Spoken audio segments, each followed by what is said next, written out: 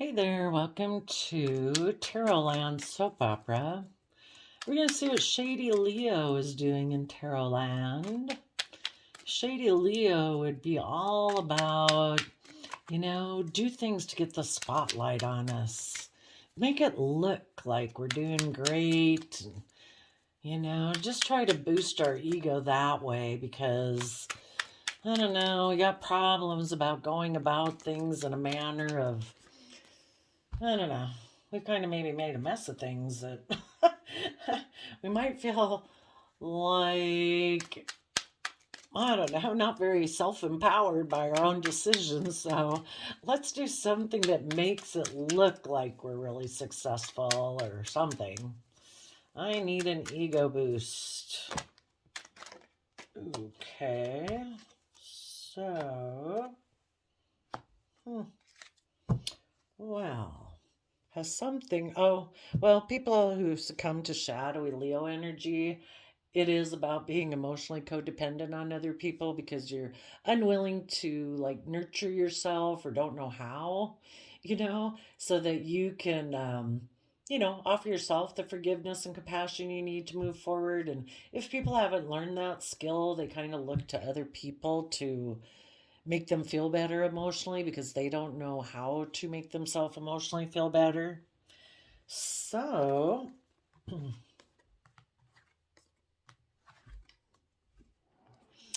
hmm, hmm. Well, let's see what's under here, I guess, to see what's going on. Oh, okay. Kind of the the story is maybe a little bit over here. So, the people who succumb to shadowy Leo energy that was whispering in their ears saying, oh, I don't know, you don't have to put in the work and effort. We might fail if we put in the work and effort to try to move forward in an energy of love and balance and all that stuff. So the people had been in a very solid foundation with the Queen of Cups, had a loving relationship with that person as a King of Wands. But then they paused to consider what they should invest in. That's kind of when shadowy Pisces or shadowy Leo energy came in their head. And instead of moving forward, um, and being balanced between their mind and their heart to rise above their inner conflict and maybe their competitive energy and their pride and ego and willing to trust the universe to speak their emotional truth and balance out their emotions and move forward in their life in the energy of love. This person thought, I don't know. A big thing is it would require them, the people they were in a relationship with probably were already kind of emotionally independent and they weren't codependent. And this person knew that they would have to start putting in work and effort to learn how to not be codependent, take responsibility for their own emotional well-being and mental state anymore every day. And people, they kind of want to make it other people's fault. It's kind of like, well, you're supposed to do the work and effort. You're supposed to be making me happy, and I don't feel happy. And, they can't figure out why they don't feel happy. And instead of looking within or looking at themselves, they point the finger outside themselves and say, it must be you. You must be why I'm not happy. So then they go get in another relationship, and then, it's all great and euphoric and endorphins and all that stuff for a while. But as time goes by, eventually, all the things that are still within them, kind of buried in their subconscious, things about their past, maybe things they're not proud of. Maybe knowing that they're a little codependent. And when people are codependent and they're in a little shadowy energy, they are kind of competitive, they're manipulative, they're passive aggressive, not quite aligned with equal give and take and love in a relationship.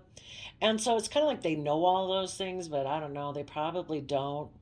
It's just maybe the way they've always been. Maybe it was how they grew up and they don't really want to look at that and acknowledge it within themselves or deal with it, or they just think that well, I'm doing what I'm supposed to be doing, so why aren't I happy? And it's like, well, because you have an emotional side to yourself. You need to, be willing to kind of explore that on your feelings about things instead of just like, well, I think about my feelings about politics every day or my Snapchat account or whatever, I mean, you're really your emotional state. How do I feel?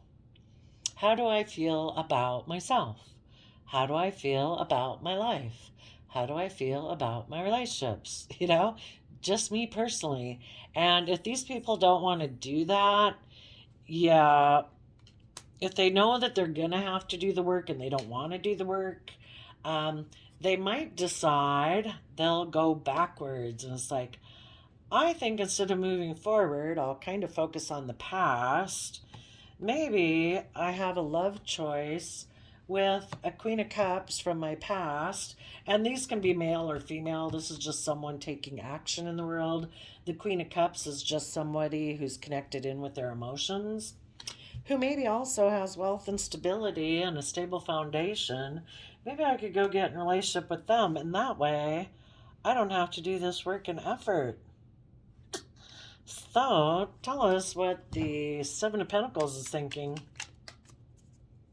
What is the Seven of Pentacles thinking?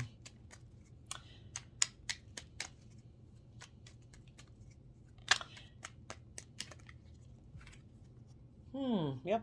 Thinking maybe I should make a decision. And I think these two kind of came out with it too, that maybe I should betray a dream or betray what I'm in order to chase after a dream. Okay. Tell us about the King of Wands. I see both of these as Aries energy, which Aries energy is that aspect of ourselves that will take action to start new cycles. So, Shady Leo energy is talking to Aries energy, saying, maybe instead of working together with people from that youthful, hopeful, loving energy to pursue our dreams and see things from the bigger picture and make decisions that are best for everyone instead of just ourselves, how about instead of doing any of that, how about we be deceptive and manipulative and return to the past? Because I really don't want to see the truth. And the truth would be that we grow and mature with love. And, I don't want to see the truth that I'm working with someone who's loving and kind. And it really is my dream come true. But I don't know if I want to put in the work and effort it would take. I'd have to get balance, like between my heart and mind. If I was balanced, I'd be willing to move forward. But if this person succumbs to shady Leo energy, they're more a person who's like, I'm kind of the boss and I like the attention on me, you know, kind of like everything to orient around me, kind of like I'm the biggest star and everybody else is smaller stars. And if I move forward, it all have to be like the group is bigger than the sum of the parts, and I'd just be one of these many people in the group. So they decide to go towards some either believing love is optional, maybe, but someone they think they have a love choice with, which would be this Queen of Cups back here. Tell us how they view the love card. People who are in shadowy Leo energy, who succumb to shady Leo whispering in their ear, how do they end up viewing the Lover's card? Yep. Kind of like, I don't want to see the truth. I just want to live in denial. I'm going to juggle. I'm not going to really invest. And the bottom of it was love. No, I don't want to see the truth. Tell us about the Queen of Cups. Yeah, the Queen of Cups has money and might be a Pisces type energy or someone who is also stuck in their pride and ego. Keeps things hidden beneath the surface of their emotions. If this Queen of Cups that they are planning to approach is someone who is intuitive. Hmm. Hmm. Maybe the Queen of Cups is keeping something hidden beneath the surface if she's willing to get in a relationship with this person. Hmm. Might be keeping hidden under the surface that she's overwhelmed. Oh, maybe she is stuck. She's maybe overwhelmed about making an offer to move forward because she would also have to use her resources or their resources to their inner conflict and their competitive nature. I guess like attracts like. So, okay, tell us about how they view this Ten of Pentacles foundation that is of their past that they are both attached to.